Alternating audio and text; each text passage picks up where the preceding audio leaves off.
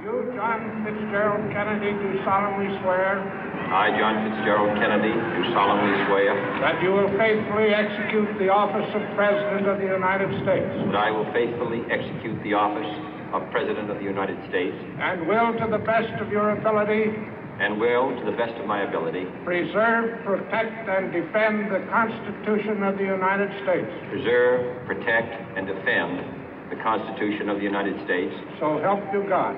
So help me God.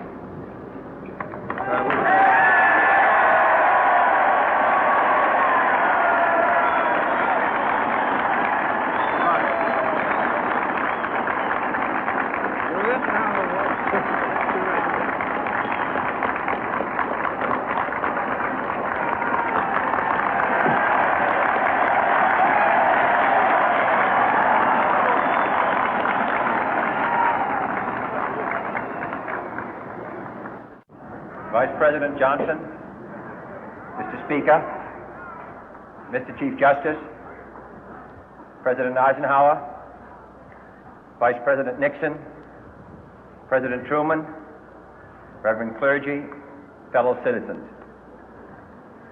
We observe today not a victory of party, but a celebration of freedom, symbolizing an end as well as a beginning, signifying renewal as well as change.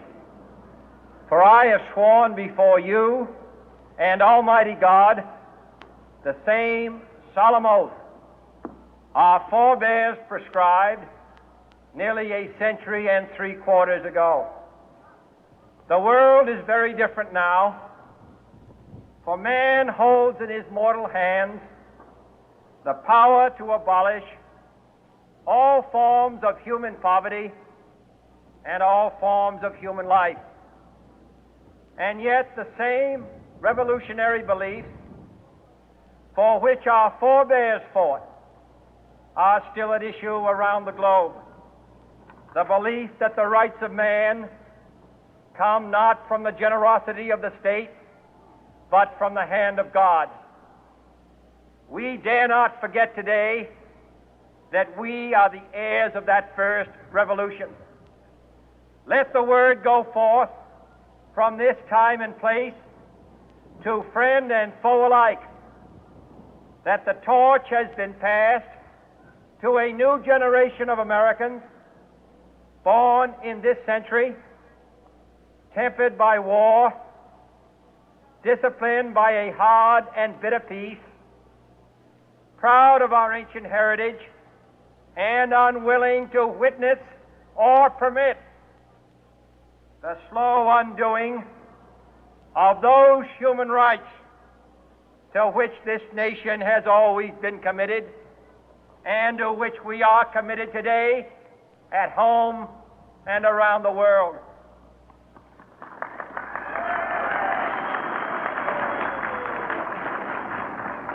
Let every nation know, whether it wishes us well or ill, that we shall pay any price, bear any burden, meet any hardship, support any friend, oppose any foe to assure the survival and the success of liberty.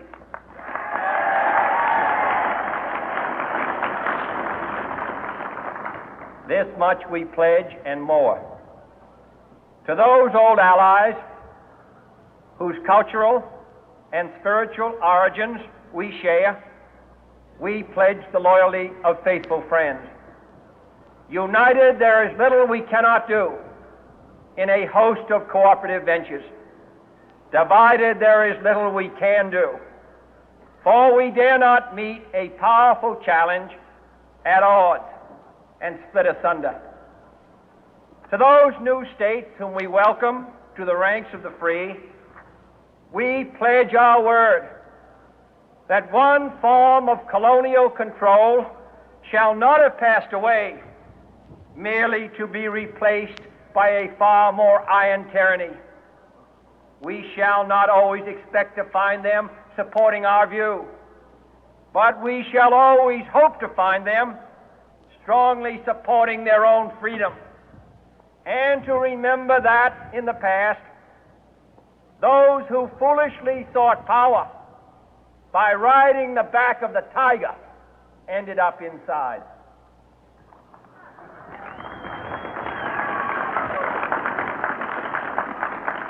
To those people in the huts and villages of half the globe struggling to break the bonds of mass misery, we pledge our best efforts to help them help themselves for whatever period is required, not because the communists may be doing it, not because we seek their votes, but because it is right. If a free society cannot help the many who are poor, it cannot save the few who are rich.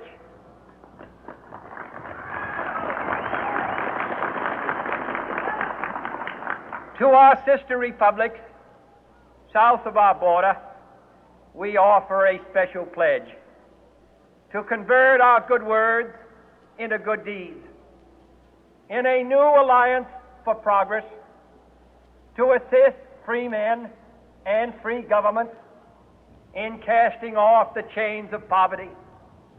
But this peaceful revolution of hope cannot become the prey of hostile powers. Let all our neighbors know that we shall join with them to oppose aggression or subversion anywhere in the Americas. And let every other power know that this hemisphere intends to remain the master of its own house.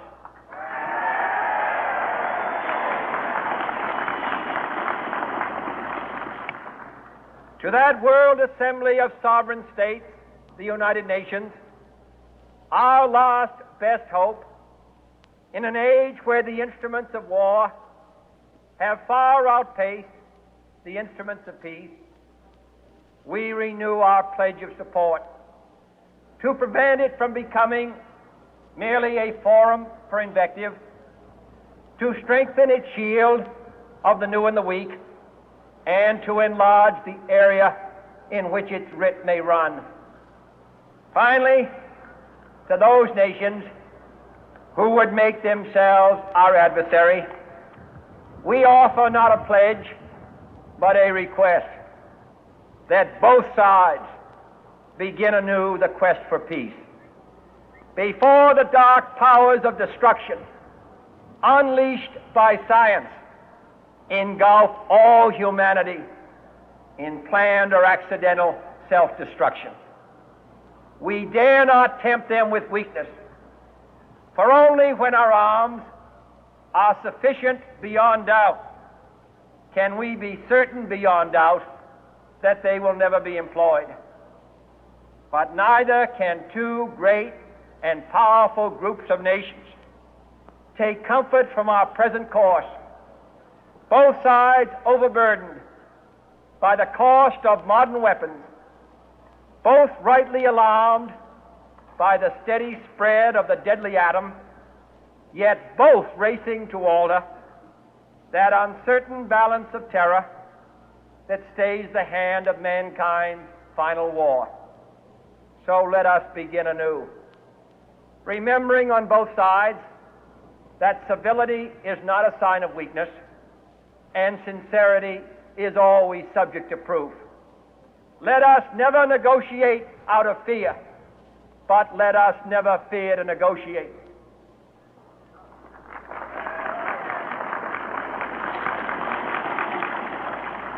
Let both sides explore what problems unite us, instead of belaboring those problems which divide us. Let both sides, for the first time, formulate serious and precise proposals for the inspection and control of arms, and bring the absolute power to destroy other nations under the absolute control of all nations.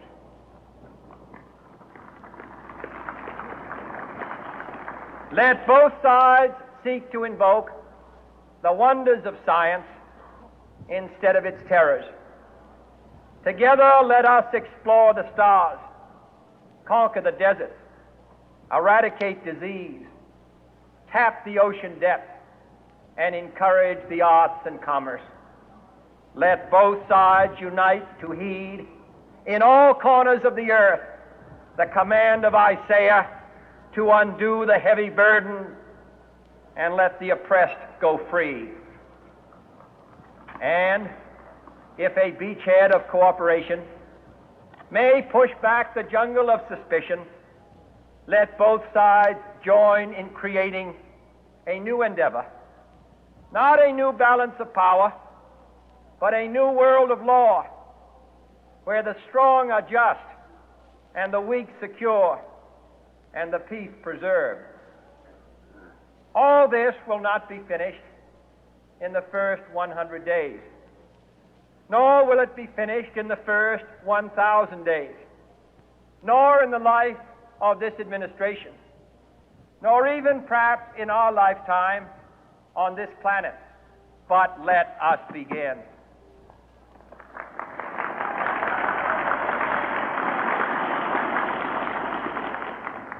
In your hands, my fellow citizens, more than mine, will rest the final success or failure of our course.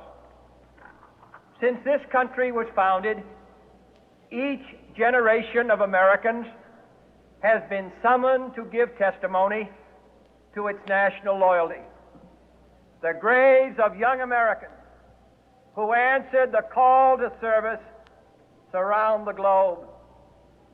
Now the trumpet summons us again, not as a call to bear arms, though arms we need, not as a call to battle, though in battle we are, but a call to bear the burden of a long twilight struggle, year in and year out, rejoicing in hope, patient in tribulation, a struggle against the common enemies of man, tyranny, poverty, disease, and war itself. Can we forge against these enemies a grand and global alliance, north and south, east and west, that can assure a more fruitful life for all mankind? Will you join in that historic effort?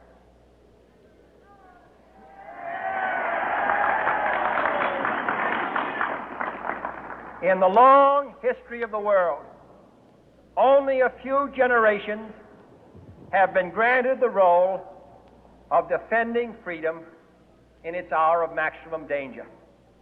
I do not shrink from this responsibility. I welcome it.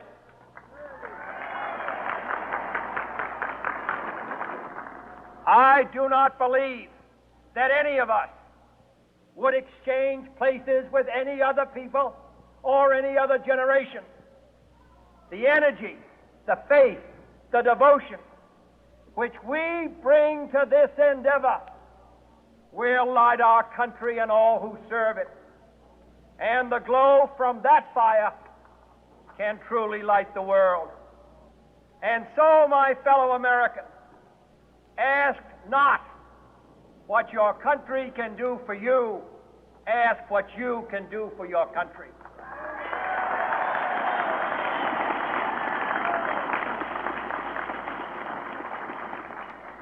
My fellow citizens of the world,